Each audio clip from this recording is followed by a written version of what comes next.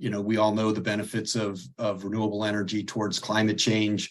The SDGs relate to education. And again, we work with renewable energy developers that are focused in some cases exclusively, but at least partially in providing renewable energy for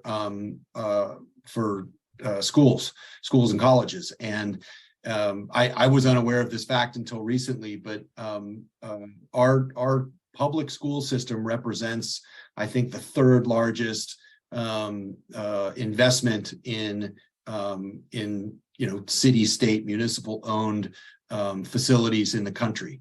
And so our ability to provide cleaner, cheaper, more reliable power, heat for those facilities means that there's more resources available to actually educate kids instead of running those operating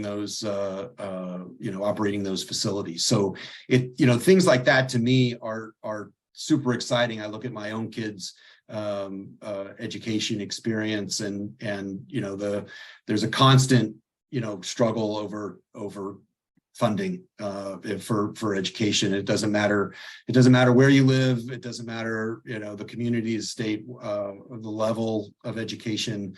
There's never enough money for it, and we feel like we can make a big difference by making a little difference a bunch of times, right? So one school doesn't mean a whole lot.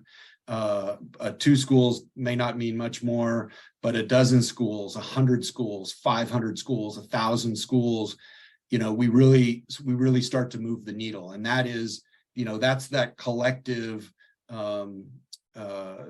working collectively to make to create a substantial impact. And that's, it's things like that to me are really, really exciting, and it's gratifying to work with folks that are, that have dedicated their careers, 30, 40 years to, these types of things that are now just now getting more attention in the marketplace, more recognition for what they are.